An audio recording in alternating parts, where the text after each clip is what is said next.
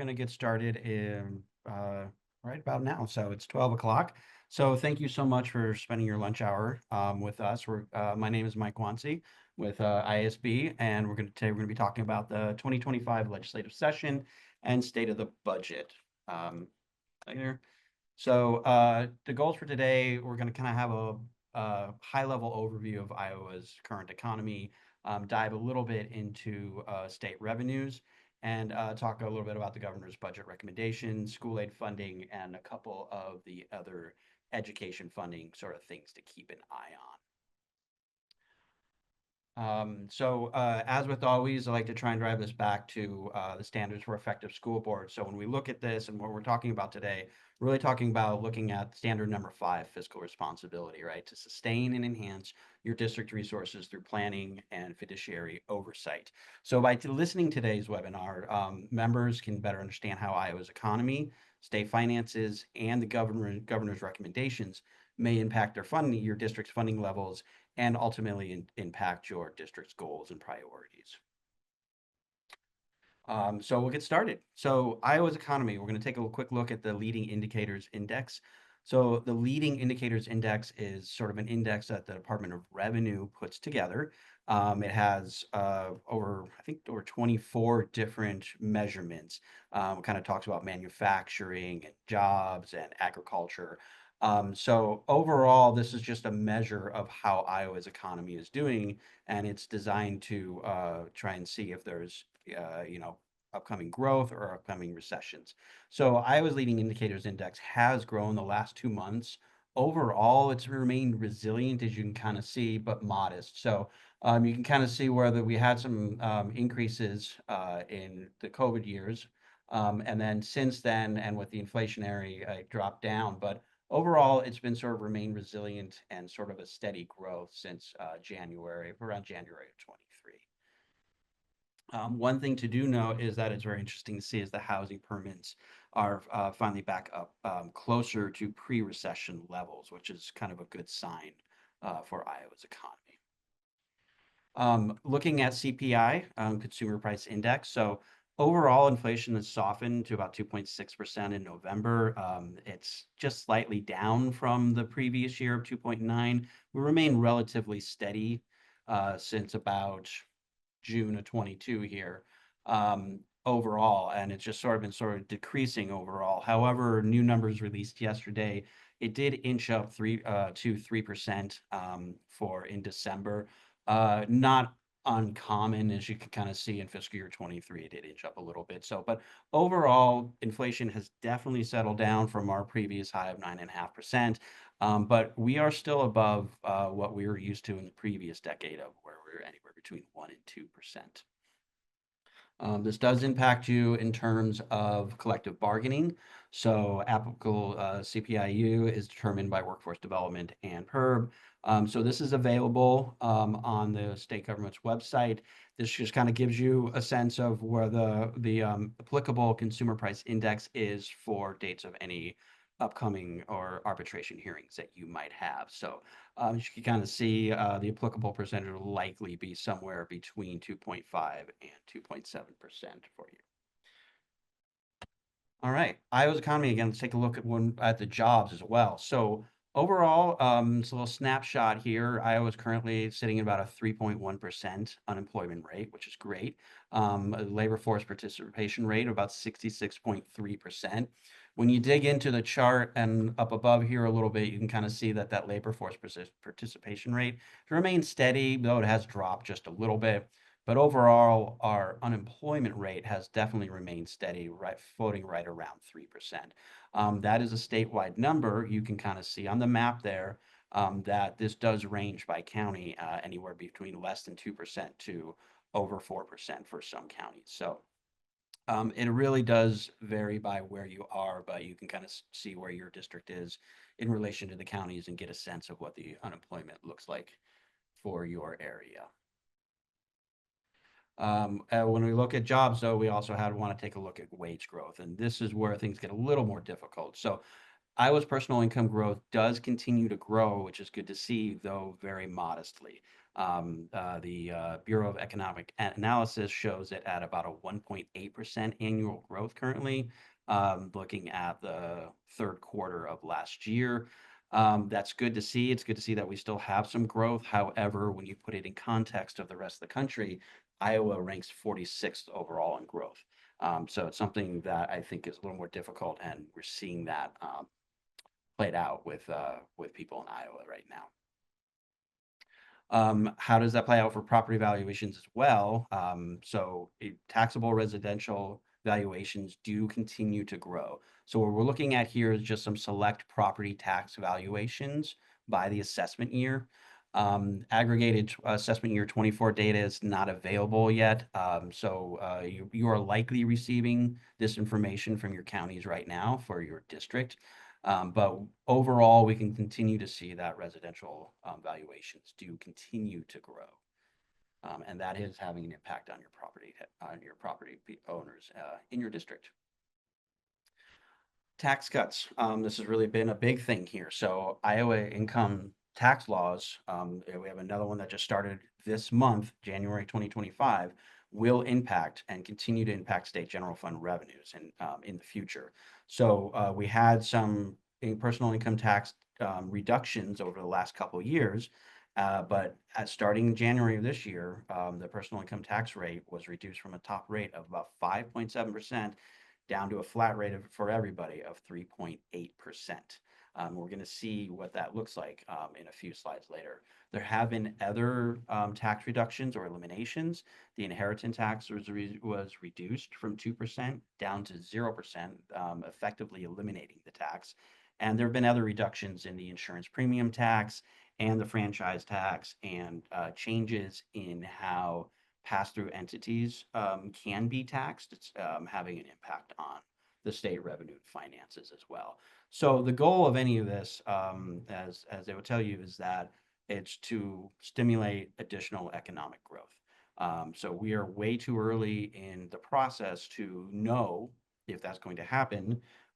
We will just have to keep an eye on the indicators and see if the bet pays off here. So, well, what is the legislature facing?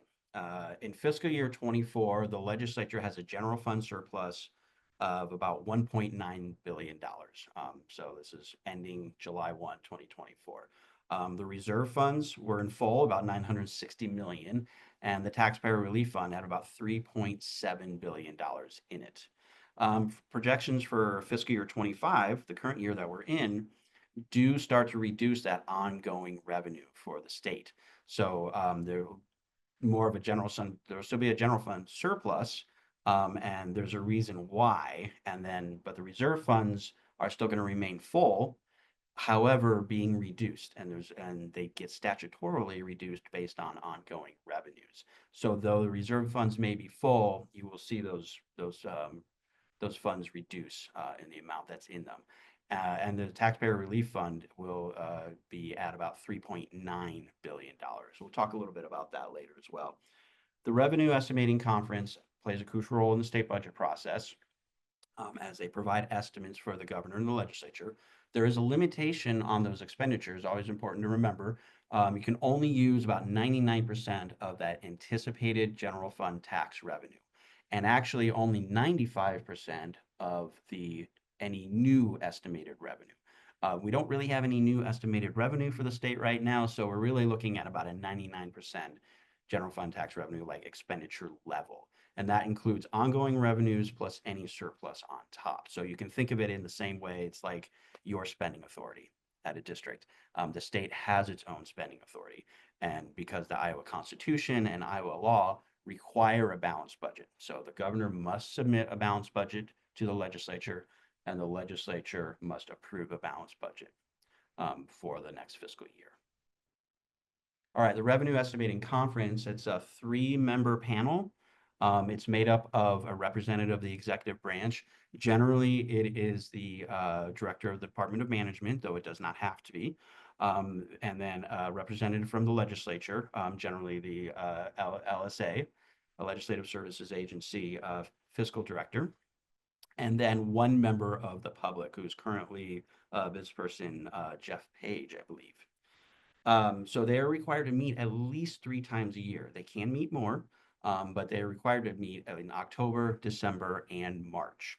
It's very important. The December estimates that the Revenue Estimating Conference comes up with are the budget estimates used for the governor's recommendations in January. So when we're looking at these numbers now, this is what the December RAC meeting has put together for her.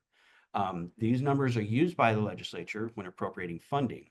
However, the March estimates are just as important because if the revenues are lowered in those estimates, then the legislature must use those lower numbers. However, if the revenues are higher, they're still bound to the December numbers. So it will be important to see what happens in March when they start estimating the remainder of the fiscal year 25 and fiscal year 26.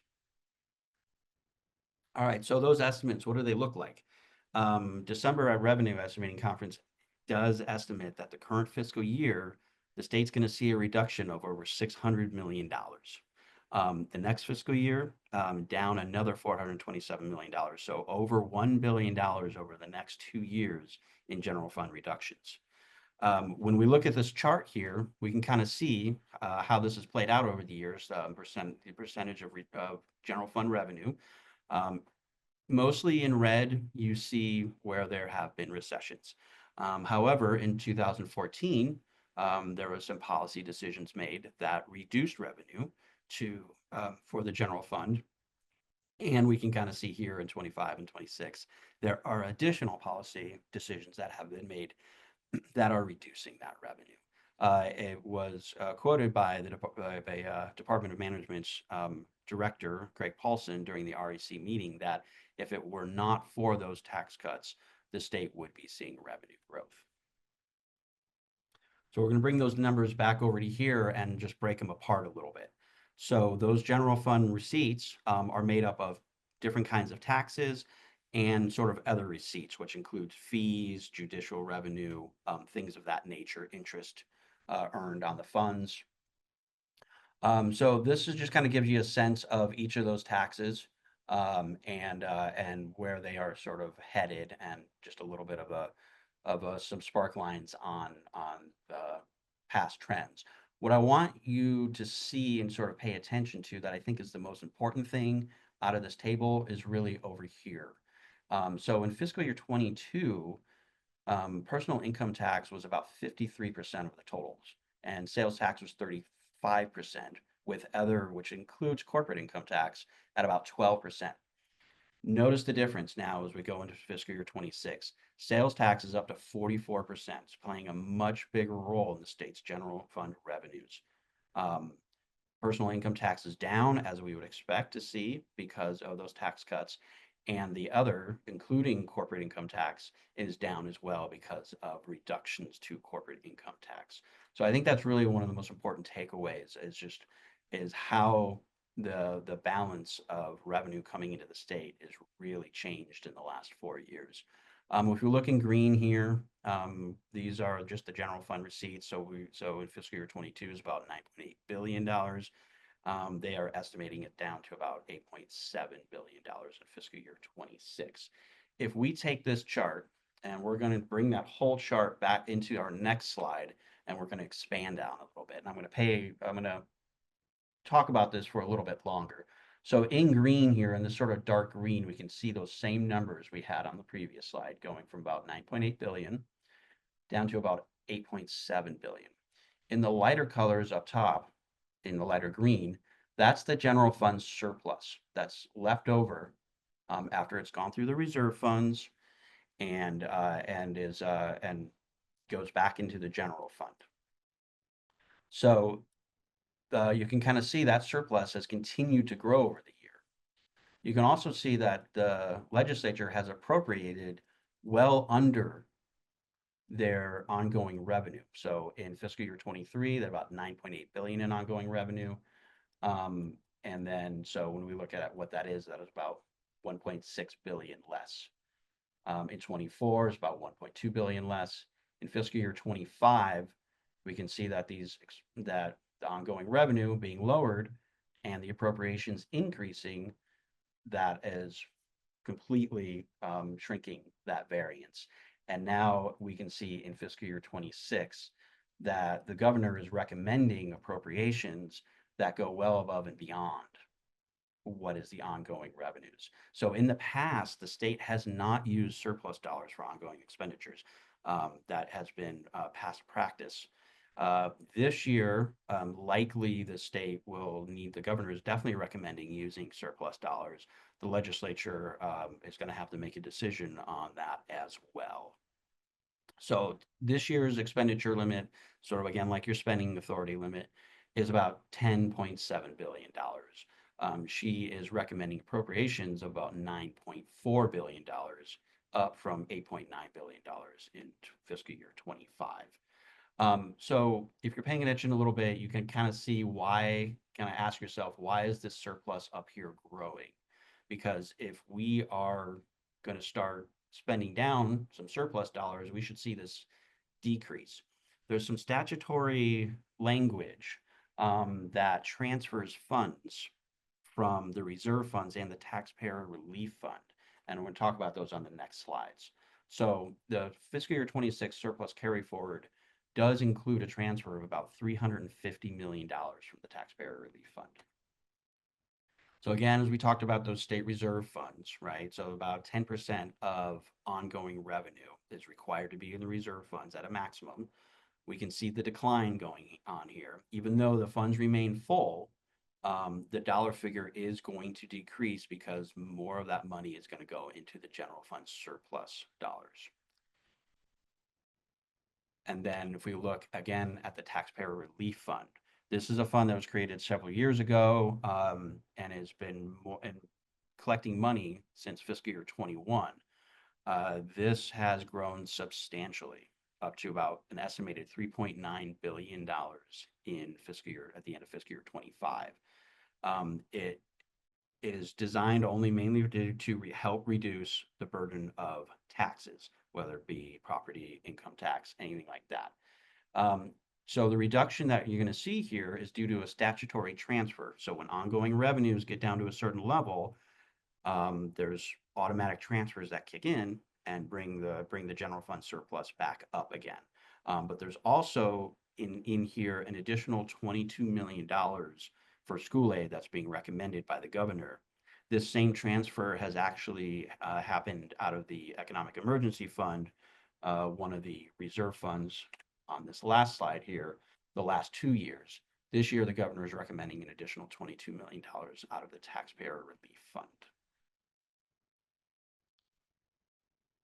So kind of to recap, I think one of the most important things to really understand out of this is that overall general fund revenue is going to be decreasing by over $1 billion over the next 2 years. That's a lot of money. REC estimates are going to play a vital role. The March meeting may be important if revenues are further reduced. It will limit how the legislature decides to appropriate dollars, very limited dollars. The state reserve funds are full. They will remain full for the foreseeable future. However, those dollar numbers are going to come down due to the reduction in ongoing revenues. So to sort of bring this back, we're talking about state finances, but how does this impact the legislature's decision and ultimately school districts? Well, state funding for school aid is by and large the largest proportion of the general fund. So just a reminder on the general fund, or a little bit of background on it.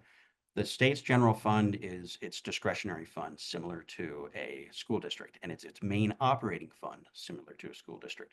The state has many other funds. However, they are categorical in nature, in as they are usually only used for very specific purposes, like the road use tax fund can only be used for transportation related appropriations. They can't be used for any general fund purpose. So the general fund is really the only discretionary fund that the state has, and therefore this is what they legislate and argue over for the rest of the session. So school aid has accounted for over 40% of the general fund's budget since 2010, consistently. It has kind of bounced up and down a little bit, but you are by and large the single greatest portion of that general fund appropriation. And that's why it does matter when we talk about these revenues, when we talk about these revenue reductions, what kind of an impact that has on school aid. Some of the other major impacts is Medicaid. Just important to note that Medicaid for the last several years has enjoyed a surplus thanks to additional COVID funding coming from the federal government. That funding has ended, and so we are going to start seeing that surplus disappear. There will not be any negative fund balances for Medicaid in fiscal year 25. However, in fiscal year 26, they are anticipating a negative fund balance, which means a much bigger appropriation is going to be necessary for Medicaid than there has been in the last several years. The rest of state government sort of fills it out. And what I mean by the rest of state government, I mean that most of the agencies are funded out of the state, salaries and benefits and everything else are funded out of the general fund in state government, as well as regions. So any money that goes to the regions and any money that goes to community colleges as well sort of make up the rest of that 39%. So they have they have less to fight over.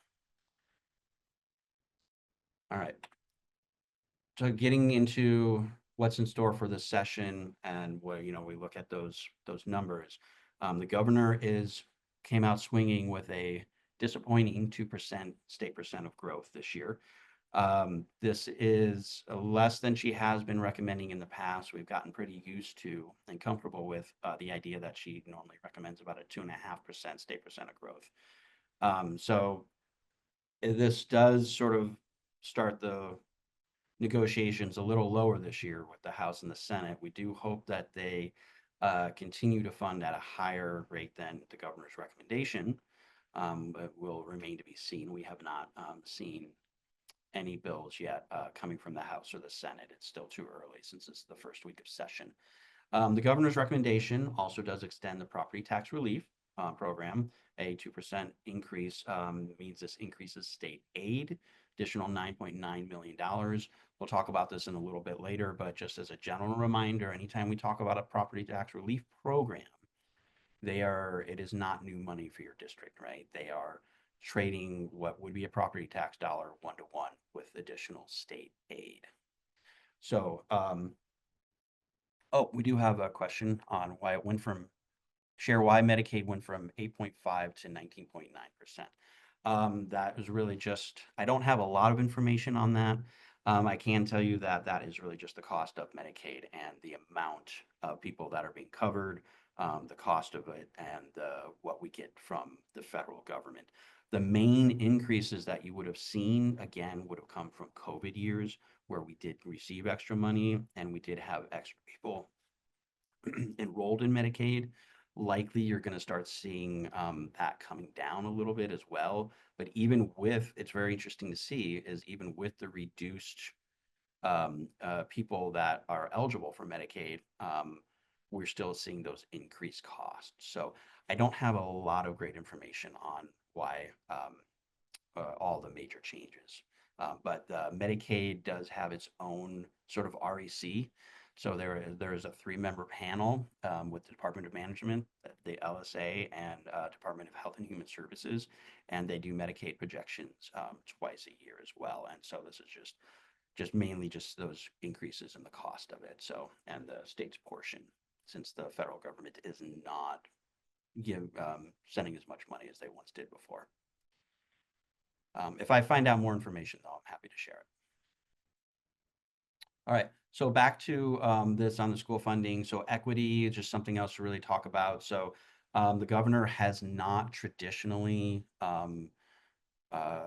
recommended any additional increases in the inequity between district cost per pupil and between the state cost per pupil and the highest district cost per pupil. The legislature has taken it up in past years. However, the last 2 sessions, they have not. So it used to be something that they really were gung-ho about sort of decreasing that inequity, bringing people up. It's been a great program, provides extra dollars for districts that are below higher state district cost per pupils, and anybody that was above because the difference is paid out of property taxes, it provided property tax relief for those districts as well. So we do hope that the legislature does take it up, but it is unclear whether or not they will look at it again this year. Something else that is impacted by that SSA state percent of growth is transportation equity funding program. So that will be increased to about $31.7 million. That's up a little over $650,000, I believe. So again, that's just that program that helps buy down transportation costs for districts that are above the statewide average. It's been a great program to kind of help equalize those high transportation costs for districts. So that will grow just a little bit. We do not have the 2024 transportation expenditure data yet. Wish that we did. So I can't offer you any sort of district estimates at this time, but as soon as we do know, do get those numbers, you should see a data boost come out, and we'll offer some initial district calculations for you. Right. So, and again, looking at that 2% of growth, what does that really look like? It's about $157 per pupil when you talk about your new money. It's a state general fund increase of about $102 million. Again, there is another additional $22 million coming from the taxpayer relief fund. So this number looks a little bit lower than it should be. It should be a little closer to $124 million. Due to that low percent of SSA, the budget guarantee is going to be increased up to about $25 million, and it's going to put almost half of our districts in the state on a budget guarantee for fiscal year 26. So again, anything budget guarantee, if you are on the budget guarantee, that is additional property tax dollars. So the governor's recommendation does also include a $35 million reduction to the AEAs. It's kind of important to note here that that is now more of a reduction to the special education dollars that would have normally flowed to the AEAs that are now coming to you in that you are required to spend with the AEAs. I will talk about that just on a few more slides as well later on. So these amounts do include the additional TSS increases for the new teacher salary minimums. I do have a slide on that coming up as well. All right, just back to that property tax relief, and I do have a little bit of other information on that. So again, anytime the SSA increases about 1%, it adds about $5 million of additional cost. This is state dollars that is traded for property tax dollars, not new money. So it doesn't matter how much the SSA increases. When we talk about these property tax relief programs, it doesn't give you any new money, just lowers the burden on property taxes. So it's estimated that under the governor's proposal, that total amount will be $136.7 million. And this is by far the largest property tax relief program we have in the state. We do have others. So the foundation-based supplement, again, this is something that impacts all districts. This isn't on the slides or anything, but that will increase to about $18 per pupil. So about $10.2 million statewide for additional property tax relief. There's a property tax adjustment aid. This is an older 1992 property tax relief provision that is slowly being decreased, but it's based on taxable valuation increases for certain districts. That'll impact about 277 districts, around $6.2 million. And then there's also the money that comes from SAVE, as well as a small $24 million general fund appropriation for the additional property tax levy. So that is a property tax that really targets districts that have high additional levies rates, try and bring those rates down lower to help on the taxable burden for property owners in those districts. That's totaling about $55 million. All right. Turn on the right slide. So kind of getting around to those other sort of items that are impacted with these numbers and with school aid. Teacher salary supplement again will continue to go up.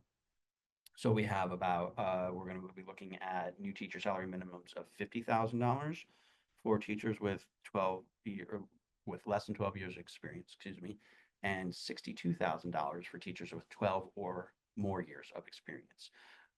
So when we look at these numbers, we don't quite have the numbers to really get good information out for districts on a district level at the moment. So the fiscal year 24 beds data has not been made available yet. So any numbers that have been calculated were actually calculated using the previous data that was for fiscal year 23 that and those salaries. And so what is important to note, though, which would be very helpful, is that the governor is recommending that the SSA 2% state of growth get applied to the TSS this year. One thing that didn't happen last year is an increase beyond the need. So your TSS dollars in fiscal year 25 were only calculated based on how the Department of Management calculated your need. There was no additional dollars for TSS. Some districts did get additional dollars depending on where they landed in their enrollment category. And some districts also saw additional dollars if you have ESA students. So because you generate categorical dollars based on your ESA count now.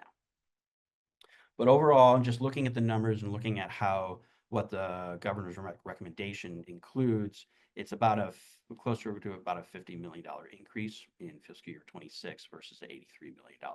Kind of what we'd expect to see. It's not going to be as big of a lift for everybody this next year.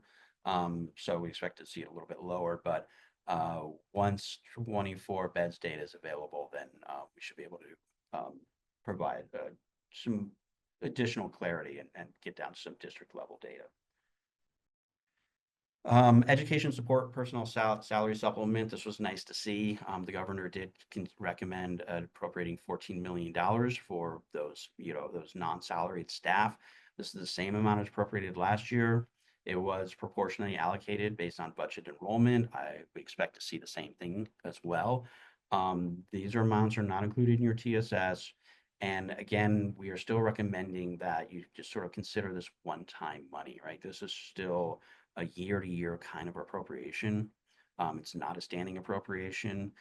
So please treat it as such and when you consider how to use those dollars. So something would be nice to see is if this does become a standing appropriation and maybe grow by the SSA as well. Be nice to see. But it was pleasant to see that in the budget.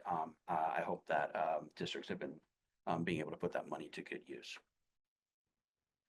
And the last thing kind of want to talk about is those ESAs, so education savings accounts. So while we don't have final numbers from the Department of Education, we can actually back into the numbers based on the governor's budget because they are based on state cost per pupil amounts. So what we are seeing is an increase, and we expected to see the increase, but the increase is sort of sloping up much faster than expected.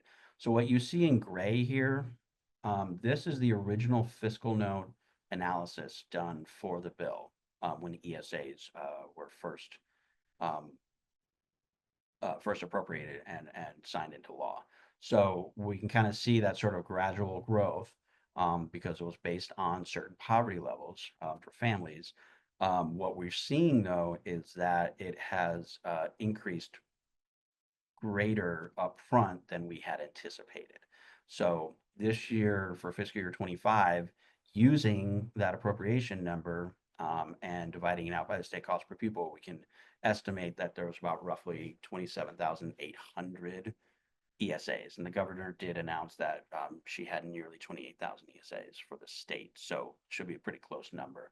Again, using the governor's recommendations for 26, we can see that she's recommending $3.14 million, which would translate to roughly around the same number as the fiscal note, 39,400. So this does have an impact on that state general fund because, and one thing I forgot to point out to you is if you look at those slides later when they are uploaded, that is now roughly about 3% of the state's general fund budget. It increased from over 2% to 3% in a single year. And the only 2 years that we've had this so far, it's gone from 0 to 3% of the whole general fund budget. So that's just important to know.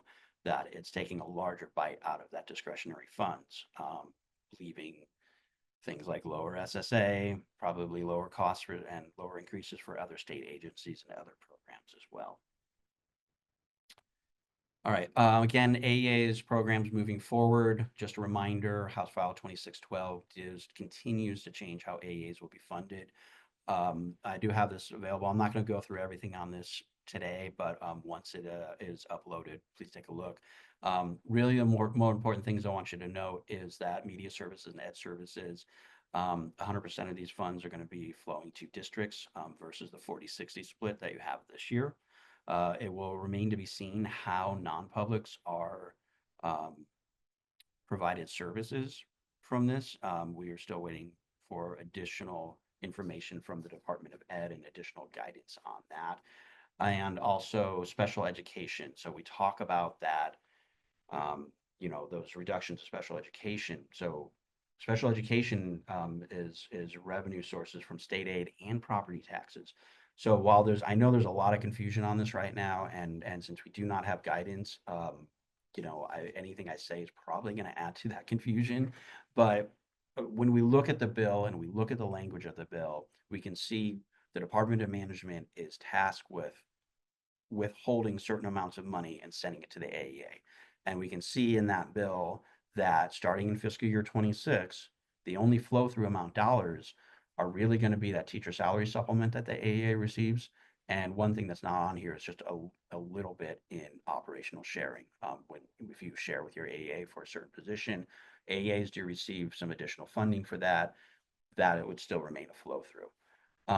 When we talk about those those reductions, those state aid reductions to AEAs, again, that's only to the state aid portion of the AEA funding.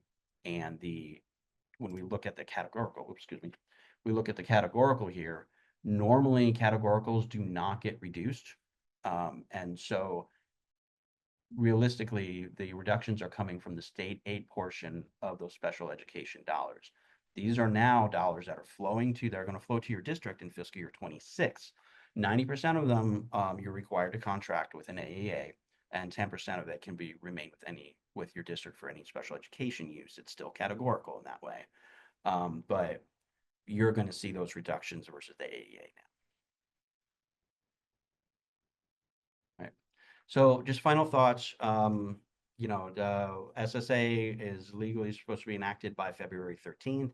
They don't normally follow that. Last year it was much, much later, far too late for everybody involved. So that little lack of timeliness will always have issues on your in-budget certification process. If you're interested, continue to watch the REC estimates in March. We will provide a data boost on that as well. So you can understand how that revenue is going to be impacting general fund appropriations, because overall that will impact what the state decides to do for SSA. Before I take questions, I did just want to kind of remind people about some upcoming events. So we do have our Day on the Hill that's coming up January 26th and 27th. So that's the AEAs, IASB, and SAI. We invite you to Day on the Hill. It's an advocacy event that will begin at the State Historical Building on the 28th as well. In the morning, there's a brief session on talking points, logistical information on advocating, and then follow the training. We'll head up to the Capitol to meet and network with legislators in the Rotunda. And we're also going to be there to support the displays from innovative programs coming from school districts and public schools in Iowa. Also upcoming, in anticipation of that, we have a webinar, a little bit more in-depth advocacy condition in the state, and that's going to be presented by advocacy experts from both the AEAs, from IASB, and from SAI. They'll have more of a recap of the governor's annual condition of the state address, provide you a preview of what's coming in the session, talk about education issues on the horizon, issues that might appear, and kind of help you ensure you're up to date for your advocacy efforts this year. All right, that is all that I have, but I am happy to take any questions if there are questions. If I can't answer now, I will make sure to answer them and get them posted in the presentation as well.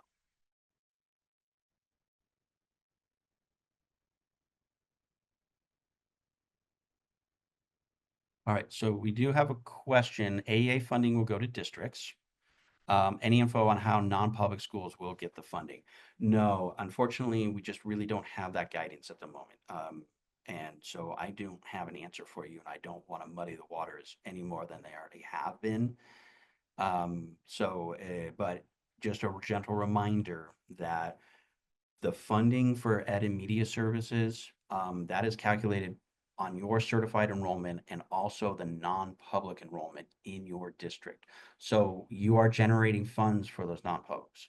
And some way services will need to continue to be provided for those non-public schools. What we also don't know is what happens if they don't use all the funding allocated to them. These are just sort of a lot of questions we have that we just do not have answers to. I wish I could provide them for you today, but I just am not unable to. I appreciate that. Thank you. Yes, please share the recorded webinar. It'll be up at some point in time shortly. We'll just do some quick little edits on it and make sure we get it up there for board members and for all of our members in IASB. So any idea how long it will take to get information from the Department of Management about the TSS allocations? I do not. I know that Mr. John Parker is a solid worker, and when he gets numbers, he will turn things around as quick as he can. So it will really be more about when we get information and data from the Department of Education. I believe that several districts, in fact, maybe some of you on here, had some issues in uploading that information to the Department of Education, and I think there were still some outstanding districts even as of last month. So I might be wrong about that, but I know there's some ongoing issues. So I believe that's sort of what's delaying getting some of that information, even preliminary data. Any discussion around non-pubs having to report out on their use of public funds for vouchers? I don't have any information on that, and I'm not aware of any discussions, but I will bring that question forward to our government relations staff and see if that's something that they can answer on, maybe even on next Tuesday's webinar. No promises that they can. They may not have the information as well. It would be nice though, because it is public funding. We'd really like to be able to see how they are spending their those dollars. And also just a slight reminder on there too, that the ESAs don't technically go to non-public school districts. They do technically go to the parents. So I think it'd be nice to actually see how the parents are spending the money, because you can use it for many things. So just give it just a few more seconds. I don't want to waste, we can get you guys off and get you off to the rest of your lunch. I will. Okay. Well, if you do have any, oh, here we go. 90% of special ed and districts just send 1/10 per month to the AEAs. I think that'll be a Department of Education question. It's a very technical question. So we will have to look for guidance from the Department of Education on that. Since we aren't really close to how those to fiscal year 26 and you needing to send those payments yet, hopefully the DE will be able to provide that information in a timely fashion prior to the start of next fiscal year and prior to the start of the school year. All right, let's see.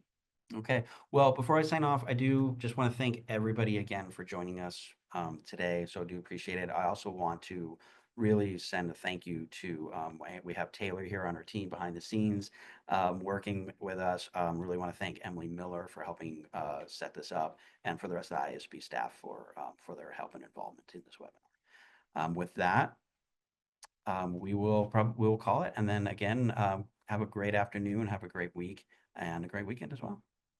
See ya.